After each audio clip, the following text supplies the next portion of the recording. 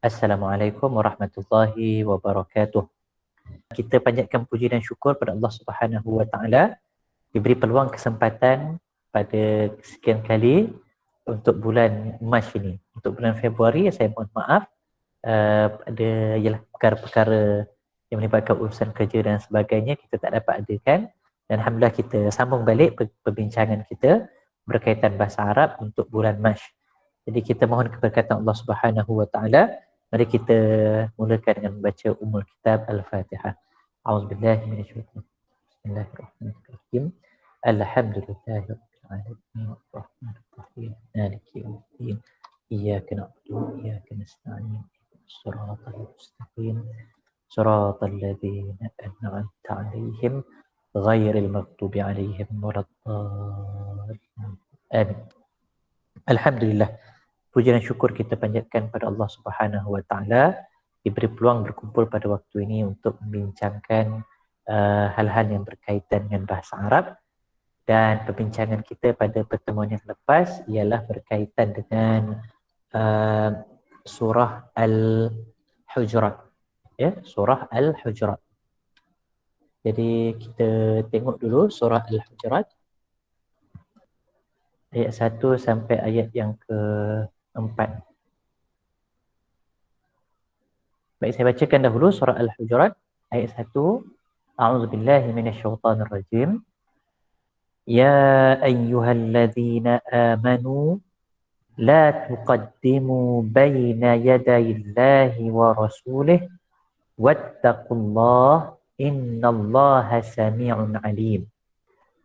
Ya ayyuhalladzina amanu la tarfa'u aswatakum fawqa sawtin nabi wa la tajharu lahu bil qawli ka jahri ba'dikum li ba'd an tahbata a'malukum wa antum la tash'urun. Sadaqallahul azim. Kita ambil terjemahan dia. Kita ulang kaji terjemahan harfiah sepatah-sepatah untuk ayat 1 dan 2. Ya ayyuhalladzina amanu. Baik, bila kita pecahkan kepada kalimah yang untuk kalimah ya ayyuha, kalau dipecahkan dia ada 3 perkataan sebenarnya. Kalau dipecahkan satu persatu, sebenarnya ada 3 kalimah.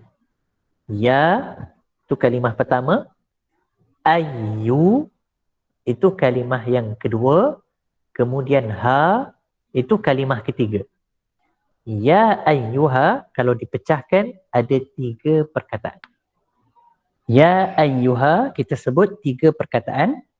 Ya kalimah pertama maksudnya wahai. Ya maknanya wahai.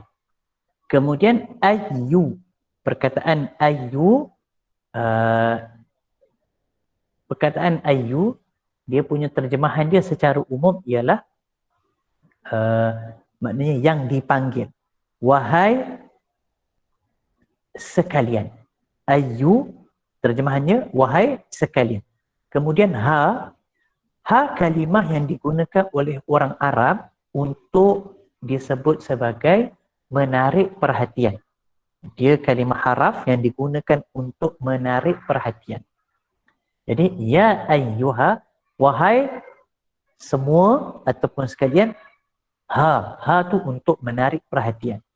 Jadi untuk memudahkan perbincangan kita ringkaskan ya ayyuha wahai. Ya, untuk memudahkan perbincangan ya ayyuha kita terjemahkan dia sebagai wahai. Kita consider dia satu kalimah. Ya, iaitu wahai. Tapi pendetailan dia yang kita sebutkan tadi boleh dipecahkan kepada 3. Kalau orang tanya, sebab kita dah belajar bahasa Arab, ya ayyuha pecahan asalnya 3, tapi untuk memudahkan kita translate dia, kita consider satu kalimah iaitu wahai. Ya ayyuha. Kemudian kalimah yang seterusnya allazina, orang-orang yang. Allazina, orang-orang yang. Kemudian perkataan amanu kita dah terjemahkan sebelum ni, mereka telah beriman. Perkataan amanu terjemahan yang sesuai yang kita sebut bertepatan dengan kaedah yang kita gunakan, kita translate mereka telah beriman. Kemudian kita jumpa perkataan la. Kita jumpa perkataan la. La maksudnya jangan. La dekat sini kita terjemahkan jangan. Kemudian perkataan yang seterusnya tuqaddimu. Tuqaddimu, terjemahan harfiah dia kamu tuqaddimu, kamu mendahului. Tuqaddimu, kamu mendahului. La tuqaddimu, janganlah kamu mendahului. Kemudian selepas perkataan tuqaddimu, kita ambil perkataan baina. Baina makna asalnya di antara. Baina terjemahan asal di antara. Kemudian kalimah yadai. Baik, perkataan baina yadai bila digabungkan, ya, baina yadai maksudnya di depan. Yadai artinya di hadapan. Bila kita gabungkan baina yadai membawa maksud dia memberikan satu dia panggil sebagai istilah. Istilah yang digunakan mendahului di depan. Baina yadai. Di antara di depan itu digabungkan baina yadai maksudnya di hadapan.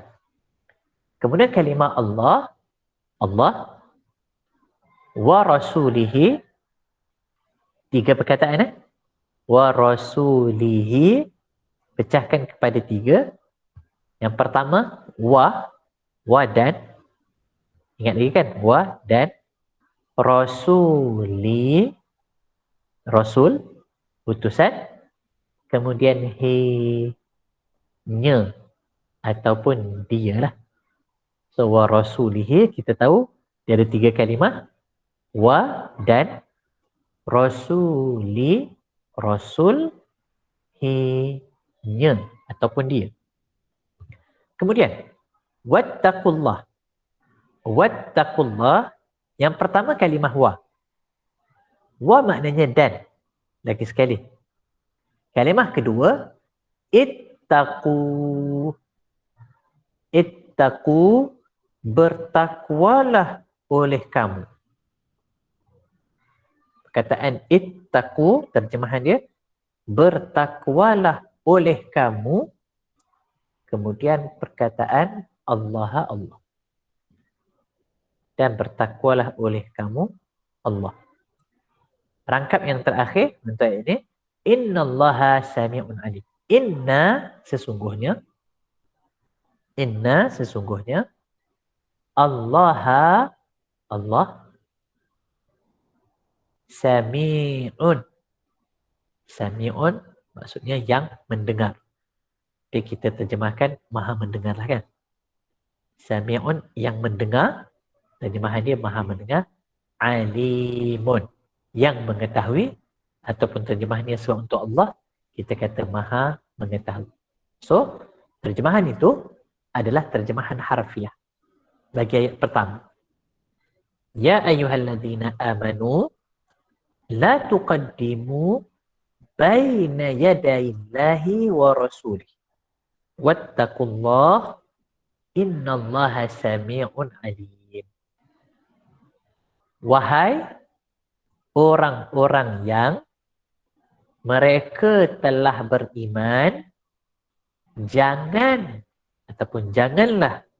kamu mendahului di antara depan, di antara di hadapan Allah dan Rasul-Nya.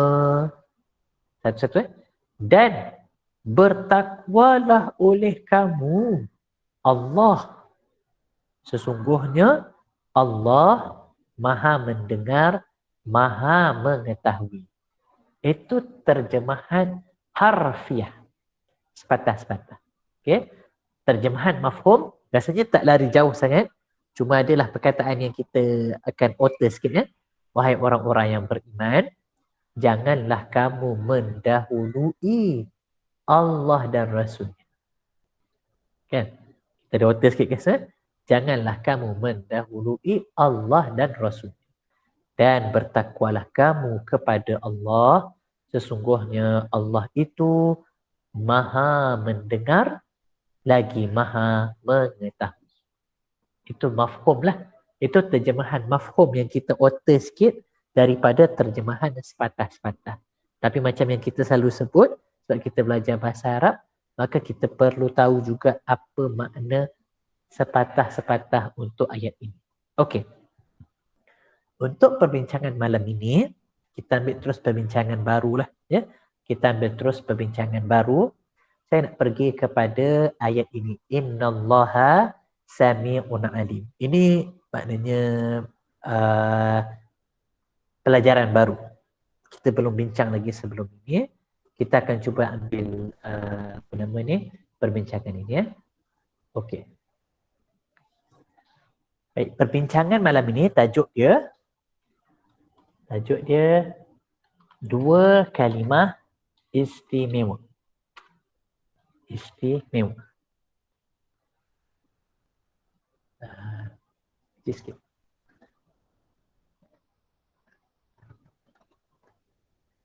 Dua kalimah istimewa.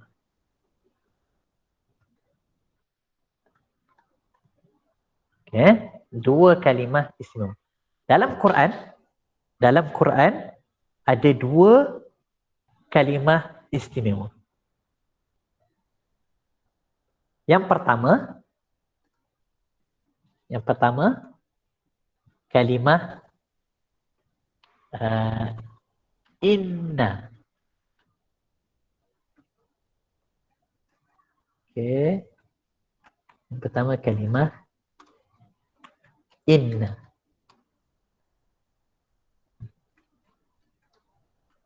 Macam tu Ini perkataan pertama. Inna. Besarkan sikit lagi.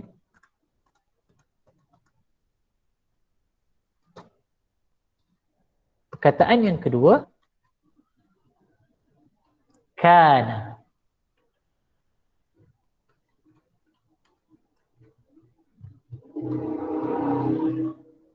Okey. Dua kalimah istimewa dalam Quran. Yang pertama inna, yang kedua kana. Kenapa kita panggil kalimah istimewa? Sebab kedua-dua kalimah ini, inna dan juga kana ini,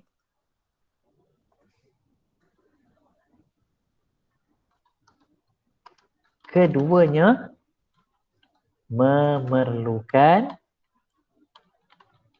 subjek dan predikat. Okey. Kedua-duanya memerlukan subjek dan juga predikat. Inna dengan kana. Dua-dua nak subjek dan predikat. Bila dia datang, bila inna datang, dia akan claim ataupun dia akan cari dia punya subjek. Kalau tak, kemudian dia akan cari dia punya predikat. Sama juga dengan kana. Kana dia nakkan subjek dan dia nakkan predikat. Kedua-duanya. Itu yang pertama. Yang kedua, keduanya akan memberi baris tertentu kepada subjek dan predikat keduanya. Okey. Boleh nampak? Kedua-dua nak subjek dengan predikat, kemudian kedua-duanya akan memberikan baris tertentu kepada subjek dan predikat. Kita pergi kepada yang pertama dulu. Kita ambil dulu inna. Okey, untuk inna dulu. Contohnya kita kata ini ayat biasa. Rumah itu besar. Ini ayat biasa. Ataupun kalau kita ulang kaji balik perbincangan sebelum ni, rumah itu besar, ni satu rangkap. Kalau kita nak tahu rangkap tu rangkap apa, sebab kita tahu rangkap ada dua jenis, rangkap isim dan juga rangkap fi'il. Rumah itu besar. Maka kita kata ini rangkap isim. Ini rangkap isim. Sebab saya mulakan ayat ni dengan kalimah rumah. Rumah ni isim lah, nama. Rangkap isim, kita tahu dia ada dua unsur, subjek dengan predikat. Rumah itu subjek. Rumah ni subjek. Besar predikat dia. Refresh balik ya. Dah tinggal sebulan kan? Sebulan lebih. Dah sebulan lebih. Tapi insyaAllah bila kita sebut ni dia recall balik. Ada dua jenis rangkap. Rangkap isim dan rangkap fi'il. Rangkap isim ayat yang dimulakan dengan kalimah isim. Rangkap fi'il, rangkap yang dimulakan dengan kalimah fi'il. Dekat sini, rumah itu besar. Ini rangkap isim. Rangkap isim ada dua unsur. Kita kena cari dua unsur. Subjek dan predikat. Dekat sini, rumah ni lah subjek. Besar, dia punya predikat. Soalan, apakah baris asas untuk subjek dengan predikat?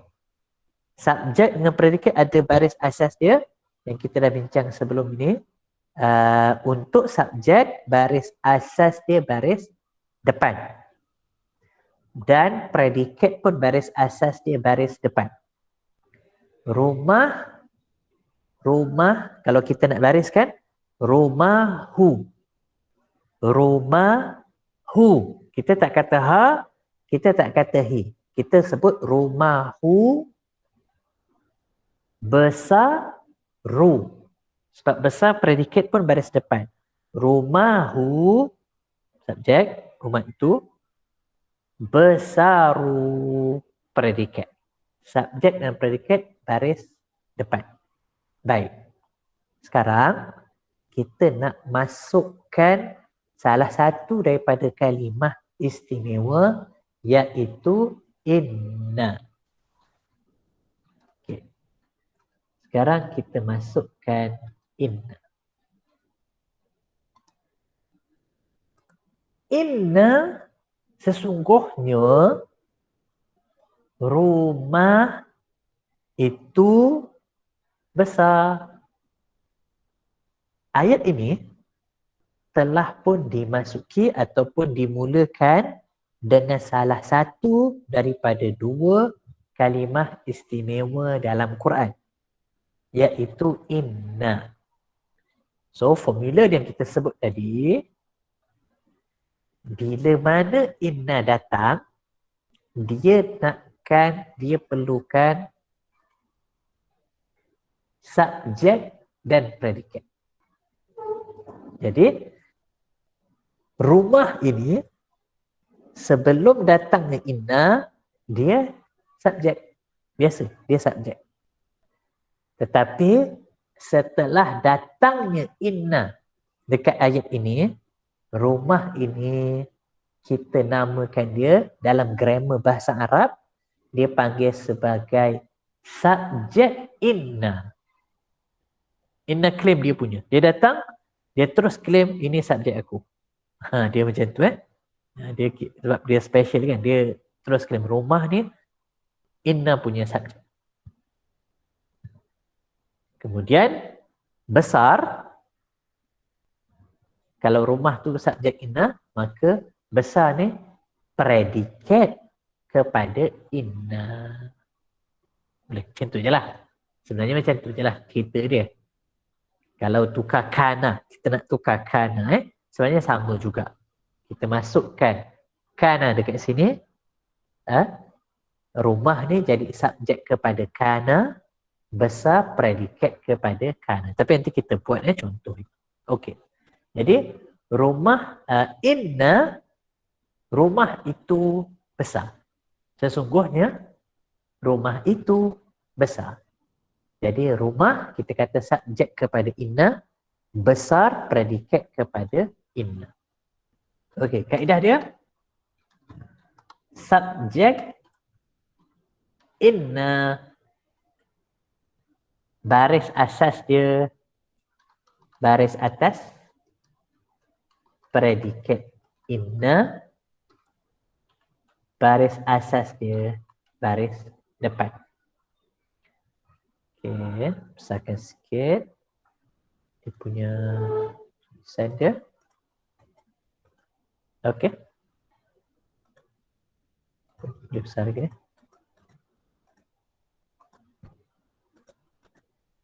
Dia nampak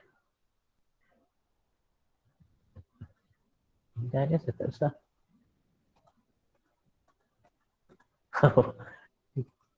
Sekejap.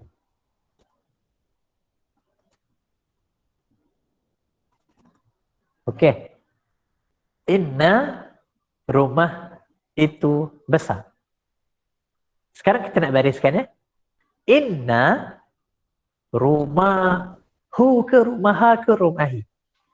Inna, jawab. Inna rumah ha. Boleh?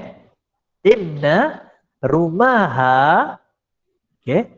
Itu kalau Arab tadi itu kan, kalau Arab kalau translate bahasa Arab, rumah bahasa Arab apa? Al-bait, kan? Baiti jannati kan, bait. Inna al-baita, besar bahasa Arab apa? Kabir. Betul? Kabirun. Jadi kalau bahasa Arab, kalau asalnya kalau tak ada inna, al-baitu, kalau tak ada inna, al-baitu kabirun. Sebab apa al-baitu? Subjek. Ini satu rangkap isim. Al-baitu subjek baris depan. Kabirun predikat baris depan. Baik, masuk inna. Inna al-baita. Inna al-baita kabirun. Jadi al-baita subjek kepada inna, baris asas di baris atas. Kabirun predikat kepada inna, baris asas dia baris depan. Ustaz, samalah dengan predikat biasa, kebetulan sama. Okay. Kebetulan sama. Jadi maknanya predikat biasa baris depan, predikat inna pun baris depan. Kebetulan sama. Okay. Tak apalah. Tak ada masalah pun kan. Jadi sama. Senang nak ingat. Okay. Itu untuk perkataan inna. Baik, kita ambil yang kedua, iaitu kana. Kita buat contoh bahasa Melayu dulu.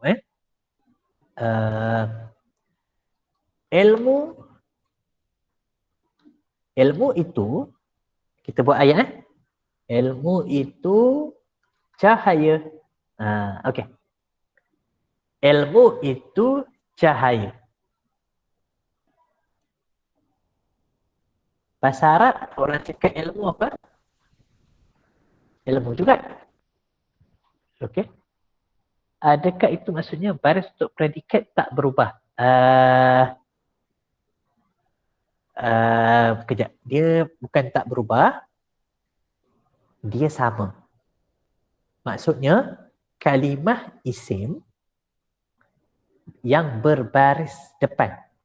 Faktor yang menjadikan kalimah isim berbaris depan ada beberapa. Okey, sebelum ni siapa ingat kita ada buat carta kan? Nanti saya cari balik kita ada buat carta. Perkataan isim ada dua jenis, ada yang berubah, ada yang kebal kan? Okey. Yang boleh berubah perubahan berlaku pada 3 baris. Depan, atas, bawah. Lagi sekali kalimah isim, kalau dia berubah, dia boleh berubah kepada 3 bentuk. 3 baris lah. Baris depan, baris atas, baris bawah. Yang paling senang ingat baris bawah. Yang paling kita senang ingat baris bawah. Sebab apa? Sebab ada haraf baris bawah. Betul kan? Haraf baris bawah fungsi dia membaris bawahkan isim. Okey, itu yang baris bawah. Kalimah isim kalau di baris depan ada beberapa faktor. Faktor pertama, bila dia subjek. Faktor kedua, bila dia predikat. Sekarang kita tambah ilmu. Faktor yang ketiga, bila mana dia predikat kepada inna. Itu maksudnya kan? Maksudnya predikat kepada inna dengan predikat biasa, baris asas dia baris depan. Kita ingat yang itu. Okey. Boleh insyaAllah. Kita ambil pula yang kedua. Yang kedua, ilmu itu cahaya. Ini satu rangkap. Ilmu orang Arab cakap apa? Al-ilm. Terbalik. Al-ilm. Al-ilm. Ilmu. Cahaya. Orang Arab cakap nur. Boleh? Setuju? Al-ilm. Nur. Satu rangkap. Soalan. Al-ilm nurun. Ilmu itu cahaya. Ini al-ilmu nurun ini rangkap apa? Rangkap isim ke rangkap fi'il? Jawapan dia rangkap isim. Sebab al-ilmu isim. Baik. Kalau rangkap isim, berapa maklumat kena tahu? 2 lah. Pertama subjek, kedua predikat. Boleh dah recall balik maklumat ni kan? Walaupun dah tinggal sebulan tapi insya-Allah boleh recall. Sebab kita ulang banyak kali sebelum ni kan? Alhamdulillah. Kalau memang rasa macam first time dengar, tak apalah, belajar balik. Tapi kalau boleh recall balik, alhamdulillah. Lama dia dekat. Subjek, baris asas dia baris depan, predikat pun baris depan. Baik, sekarang kita nak bariskan al-ilm, al-ilmu ke al-ilma ke al-ilmi? Jawapannya al-ilmu. Al-ilmu baris depan. Subjek. Nur. Nurun ke nuron ke nurin. Jawapannya nurun. Baris depan juga. Kenapa Ustaz? Sebab predikat. Subjek, baris asas di baris depan. Predikat pun baris asas di baris depan. Okey. Sekarang, rangkap ini, kita nak masukkan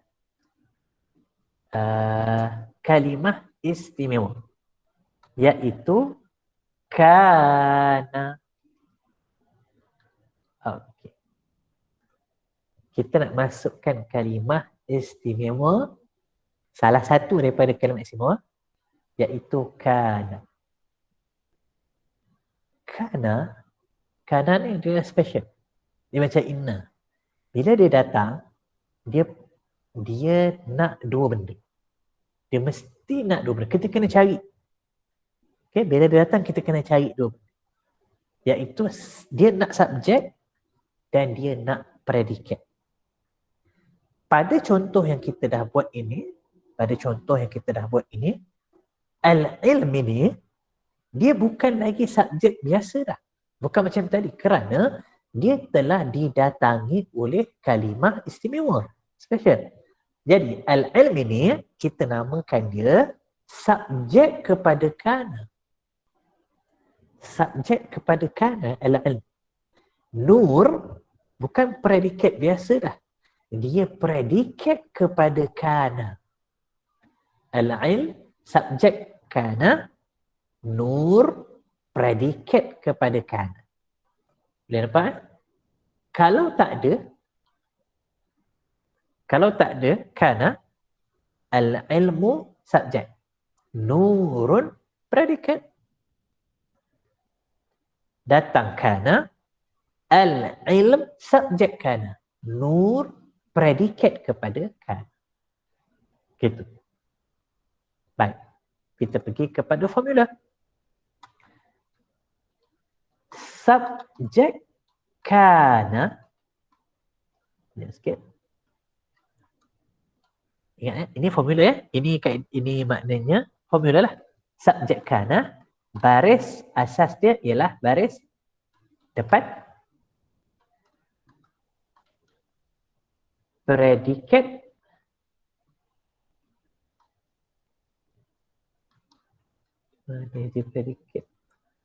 predikat kepada kana, kita tinggal predikat kana, baris asas dia berbaris atas.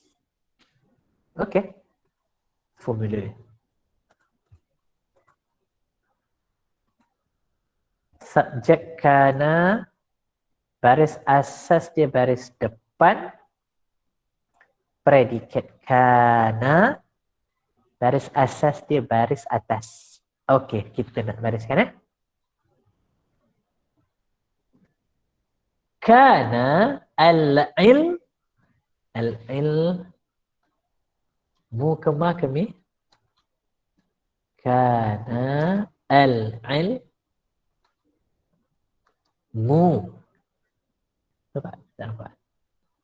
Sorry. Oh, 80 paling besar. Boleh. Al-ilmu. Nampak Kana al-ilmu. Subjek kana, baris asas dia baris depan. Ustaz, subjek biasa pun baris asas dia baris depan. Ya, kebetulan sama. Bukan tak berubah. Jadi al-ilmu tu, kita tak kata dia tak berubah. Dia boleh berubah. Cuma kebetulan dia berubah tu sama macam yang sebelum. Iaitu baris depan. Jadi kalau tak ada kana, al-ilmu baris depan. Sebab apa? Sebab dia subjek. Subjek baris asas dia baris depan. Okey. Clear. Kat situ. Masukkan kana. Kana al-ilmu. Al-ilmu subjek kana. Ingat, dia bukan subjek biasa. Subjek kepada kana. Subjek kepada kana, apa baris asas dia? Baris asas dia pun baris depan. Jadi kita baca kana al-ilmu. Okey. Itu clear. Bukannya baris tak berubah, tetapi dia berubah. Kebetulan perubahan tu sama dengan sebelum ni.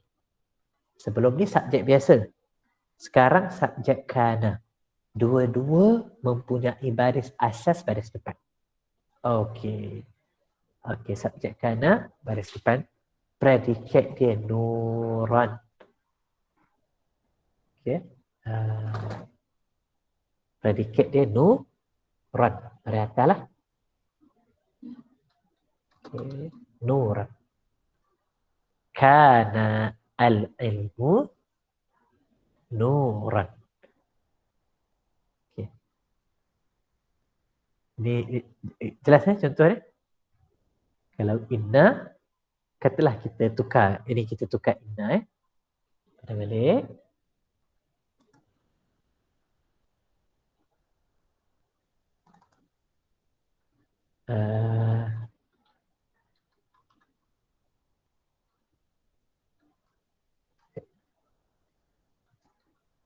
Okey. Contoh lain. Inna al-ilm nur. Cuba baris. Okey, boleh tak? Inna al-ilm nur. Inna al-ilmu ke al-ilma ke al-ilmi. Komen. Okay. Inna al-ilm baris depan ke atas ke bawah. Inna al-ilm Mu kema kemi. Inna al-ilma. Ahsan. Ahsan. Bagus. Dah ni, ha? Al-ilma. Inna al-ilma. Nurun. Nuran. Nurin. Jawapannya. Nurun. Subjek inna. Nurun. Ahsan. Nurun. Okey. Jadi kalau masukkan inna. Al-ilma. Nurun. Okey. Masukkan kana. Kana al-ilmu nuran. Macam tadilah. Kana al-ilmu nuran. Baik. So, ini tadi. Rumah itu besar. Kita buat bahasa Arab dia. Inna. Inna al-bayta kabir. Sorry, kabir. Urun. Okey. Contoh Arab.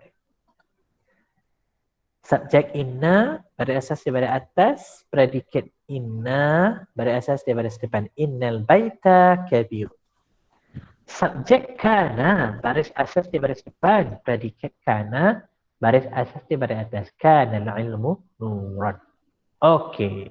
So, itulah tajuk yang kita namakan sebagai dua kalimah istimewa. Ustaz, Silakan. predikat tu memang dia mesti tanwin ya? Okey, soalan yang baik. Predikat tu adakah kena tanwin? Okey. Jawapan dia tak mesti. Jawapan dia tak mesti. Kenapa kita buat tanwin dekat sini? Kerana tanwin dengan alif lam itu salah satu tanda isim lah. Kita nak bagi tahu ni isim kan. Ni kalimah isim, kadir ni isim. Nur cahaya ni isim. Okey, kalau tak ada alif lam, kita bagilah tanwin dekat sini. Tak ada alif lam, kita bagi tanwin. Ada alif lam, kita bagi satu je tanpa ada tanwin. Okey. Betul tadi. Ada yang komen tadi. Okey. Salah satu sebab dia menunjukkan tanda isim. Begitu. Okey. So, nanti dalam Quran bila kita jumpa, okey kan? Contoh. Innallah sami'. Contohlah kalau tak ada baris kan. Innallah sami' alim. Tapi kita dah belajar tadi. Innallaha. Inna sesungguhnya. Dia haraf Inna ni haraf. Dari sudut makna, dia haraf penegasan lah. Dari sudut makna, dia haraf penegasan. Sesungguhnya. Penegasan. Dari sudut makna. Dari sudut baris pula, grammar, dia maknanya haraf yang cari dia perlukan subjek dan predikat macam kita sebut tadi, dan dia bagi baris tertentu kepada subjek dia, dan dia berikan baris tertentu kepada predikat dia. Untuk contohnya clear, inna sesungguhnya, Allah subjek kepada inna. Allah subjek kepada inna, maka subjek inna baris asas dia baris atas. Innallaha. Kita membaca baris atas. Baik, sami'un predikat kepada inna. Predikat kepada inna, baris asas dia baris depan. Jadi kita baca sami'un. Ini kita panggil dia predikat yang pertama. Sesungguhnya Allah itu maha mendengar. Subjek satu. Subjek inna yang pertama. Alimun pun subjek kepada inna. Kita panggil subjek inna yang kedua lah. Dekat sini dia keluarkan dua subjek kepada inna. Okay? Sorry. Bukan subjek, astagfirullah. Predikat. Allah subjek. Okey, minta maaf. Allah subjek. Sami'un predikat inna yang pertama. Alimun predikat inna yang kedua. Kita buat tadi predikat inna baris asas dia baris depan. Tak kisahlah yang pertama dengan yang kedua. Dia akan ikut kaedah tu lah. Sami'un alimun. Innallaha sami'un alim. Sebab itu dalam Quran kita akan jumpa bila ada inna, lepas itu mesti pada atas. Innallaha alimun ke contoh surah lain lah Innallaha hakimun. Innallaha apa sahaja. Kalau kita nak buat ayat pun begitulah bunyi dia. Innallaha latifun.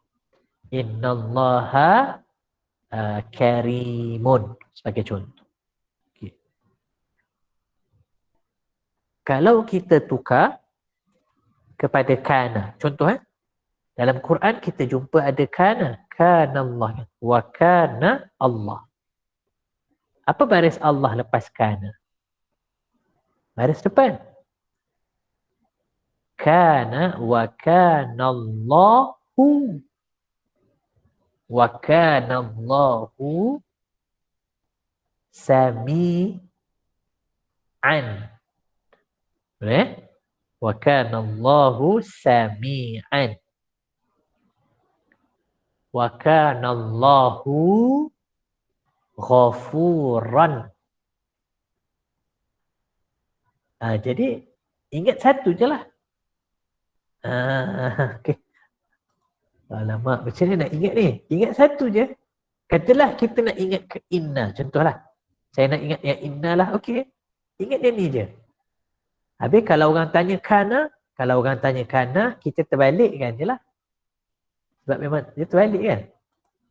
Subjek inna pada atas. Subjek kana pada depan. Subjek predikat inna baris depan, predikat kana baris atas. So, ingat satu je. Lagi satu tu kan terbalikkan. Okey. Kaedah nak ngapal ya. Ingat satu je. So, itu tajuk dua kalimah istimewa dalam Quran tadi. Jadi, innallaha sami'un alimun. Baik, kita ambil ulang kaji ringkas secara umum ayat ini. Ya ayyuha, wahai. Ya ayyuha, consider dia satu perkataan, wahai. Wahai, kalau orang tanya, wahai ni isim ke fi'il ke haraf? Jawapan dia haraf. Wahai, haraf. Kita panggil dia haraf seru. Haraf seru, iaitu panggil. Wahai. Itu ya ayuha. Okey, so dalam Quran ada, kalau ya ayyuhallazina amanu ada 88. Dalam Quran lah. Kalau ya ayyuhallazina amanu. Tapi kalau ya ayyuha yang lain tu banyak lagi. Tak sempat search tadi. Tapi ya ayyuhallazina amanu dalam Qurannya ada 88. So dah 88 dah perkataan settle. Okey. Ya ayyuha, wahai. Kalau orang tanya dia isim ke fi'il ke haraf, dia haraf. Haraf apa? Haraf seru. Apa fungsi dia? Fungsi dia panggil lah, seru, menyeru. Wahai. Wahai allazina, orang-orang yang. Okey, kita pernah bincang. Allazina, isim ke fi'il ke haraf? Isim. Okey, allazina isim. Isim apa? Isim yang mewakili. Baru teringat. Okey. Kalau teringatlah. Kalau tak, kita ingatkan balik. Allazina isim, kita panggil dia isim yang mewakili. Ikhwan akhwat, isim yang mewakili kebal. Isim yang mewakili memang semua kebal. Dulu kita introduce ada apa? 3, 4 kan? Allazi, allati, alladhi, allati, alladzina, kemudian ma ataupun man kan. Okey. Itu isim yang mewakili. Apalah. Yang penting isim mewakili ni kebal. Dia kebal memang kita tak bincang baris. Alladzina, kita tak pernah jumpa alladzinu, kita tak pernah jumpa alladzini. Sentiasa alladzina. So dia kebal. Cuma kita kena tahu maksud dia orang-orang yang dia mewakili, iaitu dia mewakili orang-orang yang beriman kat sini. Kalimah amanu, lepas alladzina amanu, mereka telah beriman. Itu terjemahan mengikut kaedah kita. Amanu, mereka telah beriman. Kalimah amanu, isim ke fi'il ke haraf? Fi'il. Mereka telah beriman. Fi'il. Fi'il apa? Fi'il madhi. Telah. Mereka telah. Fi'il madhi. Baik. Fi'il madhi dari sudut dia punya, dari sudut berubah ataupun tak berubah, fi'il madhi kita sebut dia dulu kebal. Kita pernah sebut dulu. Fi'il ada 3 jenis. Fi'il madhi, mudhari', amar. InsyaAllah masih ingat. Madhi, mudhari', amar. Fi'il madhi dengan fi'il amar kebal. Fi'il madhi, fi'il amar kebal. Jadi yang tak kebal cuma satu, iaitu fi'il mudhari' yang boleh berubah. Jadi amanu, mereka telah beriman. Mereka telah beriman. Fi'il madhi sentiasa kebal. Dhamir tersembunyi. Dhamir yang tersembunyi. Dhamir tersembunyi. Dulu kita pakai yang ni lah. Ya, kalau dulu kita pakai diagram ni. Kan. Fi'il madhi. Okey. Pindah diagram kedua. Mereka telah beriman. Bilangan mereka ramai. Consider dia muzakkar. Mereka ganti nama diri ketiga. Pergi dekat yang ketiga. Okey. Ganti nama diri ketiga. Kita consider dia muzakkar. Okey. Ganti nama dia ketiga, kita consider muzakkar. Lepas tu dia ramai ya. Dhamir yang tersembunyi dia hum. Okey, itu kalau cek dhamir tersembunyi. InsyaAllah dah boleh dah. Dan kita harus sebutlah dhamir yang tersembunyi itulah dia punya pelaku dia kan. Okey. La tuqaddimu, ini pun kita dah bincang. Rasanya 2 pertemuan juga. Perkataan tuqaddimu, mereka mendahului, ini kalimah fi'il, iaitu fi'il mudhari'. Fi'il mudhari' tuqaddimu, aman ke tak aman? Tak aman. Kena kacau kan? Sebab dia boleh berubah. Jadi tuqaddimu tak aman dah. Dia kena kacau. Siapa kacau dia? La. Okay, jangan dikacau dia. Jadi bila mana jangan dikacau, apa berlaku? Dia telah buang nun yang ada dekat belakang. Yang asalnya ada huruf nun. Tuqaddimuna. Okay, masuklah. La tuqaddimu. Mana nun? Nun dah kena buang. Sebab la tu kacau ya. Okey. Secara ringkas perbincangan sebelum ni. Kita kata macam ingat cerita fi'il mudhari', aman ke tak aman? Kalau aman ada nun ataupun baris depan. Baris depan ataupun ada nun. Bila mana dah tak ada nun ataupun baris depan dah berubah, maka ketahuilah dia telah diganggu oleh pengganggu. Okey, yang mengganggu dia. Ada 2 geng kita kata, geng haraf baris atas dan haraf baris mati ya. Okey. Jadi dekat sini la dia salah satu daripada kelompok haraf baris mati. Jadi cara dia kacau fi'il mudhari' dengan buang nun dekat belakang. Perkataan baina isim, kita namakan dia isim ruang. Baina isim ruang. Kalau dekat sini dia isim ruang tempat lah, sebab dia menunjukkan tempat. Dulu kita kata isim ruang ada dua, ruang masa dengan ruang tempat. Jadi baina isim ruang tempat dekat sini. Kemudian dia digabungkan dengan yadai, di hadapan. Pun kalimah isim lah. Ya, isim kita boleh sebut dia isim ruang juga. Isim ruang tempat di hadapan. Isim ruang, isim ruang. Kemudian Allah isim, baris dia berbaris bawah. Baik, kalimah isim,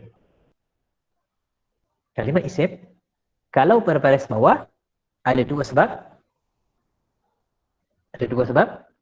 Sebab pertama, haraf baris bawah. Betul? Sebab yang pertama, haraf baris bawah. Baik, adakah ini haraf baris bawah? Bukan. Maknanya ini sebab kedua, iaitu isim bertemu isim. Isim duduk sebelah-sebelah, kita panggil dua isim berdampingan dan kita letakkan dia sebagai pasangan sanda menyanda. Sanda menyanda. Isim yang kedua, isim yang menyanda sentiasa berbaris bawah. Sentiasa, ini contoh dia. Yadai isim ruang. Allahi pun isim ruang. Ya, Allah pun isim. Isim sebelah-sebelah sanda menyanda. Isim yang kedua sentiasa berbaris bawah. Sambung. Wa maknanya dan. Isim ke, fi'il ke, haraf. Wa haraf. Haraf apa? Haraf penyambung cerita. Baik. Haraf penyambung cerita, apa fungsi dia? Sambung cerita lah. Betul. Yang pertama. Dan kadang-kadang kita kata dia mempunyai fungsi yang kedua, iaitu menyamakan baris. Haraf penyambung cerita, menyambung cerita dan menyamakan baris. Cuba kita tengok. Lepas perkataan wa, kita jumpa perkataan rasuli. Rasuli. Li baris bawah. Baik. Rasuli isim. Rasul isim. Baris bawah. Dia baris bawah sebab apa? Ada kena beza sikit. Wa bukan haraf baris bawah. Tetapi haraf penyambung cerita yang ada fungsi menyamakan baris. Rasuli baris bawah sebab wa ni dia copy Allahi, dia copy paste dekat Rasuli. So kena ingat, kalau tempat yang lain, katalah Allah tu Allaha. Contoh, Allaha. Kalau tempat lain, Allaha wa Rasulah. Kena ingat tu. Sebab wa bukan haraf baris bawah. Dia haraf menyambung cerita dan samakan baris. Katalah contoh yang lain, Allaha wa Rasulah. Allahu wa Rasulu. Kalau tempat lain. Dekat sini Allahi. Kita dah tahu Allahi baris bawah sebab apa tadi? Sanda menyanda. Wa Rasuli. Okay, mudah-mudahan jelas dekat situ. Kemudian hi wa Rasulihi nya. Ataupun dia, hi ganti nama diri. Dhamir. Dulu kita belajar dhamir melekat lah. Dhamir yang melekat. Okey. Dan ganti nama diri sentiasa kebal. Dulu kita pernah buat formula. Kalau ada dhamir melekat dengan isim, sebenarnya dia sanda menyanda. Tapi baris dia baris bawah. Tapi dekat sini dia kebalah. Kita tak bincang baris. Wattaqullah. Ini satu rangkap. Wattaqullah satu rangkap. Rangkap apa? Rangkap fi'il. Ulang balik. Wattaqullah rangkap fi'il. Sebab apa rangkap fi'il? Sebab wa haraf tak kira. Ittaqu fi'il amar. Maknanya ni rangkap fi'il lah. Okey. Fi'il amar. Bila rangkap fi'il, refresh balik. Bila rangkap fi'il, kena cari fi'il, fa'il, maf'ul. Maf'ul kadang-kadang ada, kadang-kadang tak. Fi'il, fa'il. Lepas tu tengoklah kalau ada maf'ul. Dekat sini, ittaqu fi'il. Fi'il apa? Fi'il amar. Mana dia punya fa'il, pelaku dia? Pelaku dhamir tersembunyi, iaitu hum, mereka.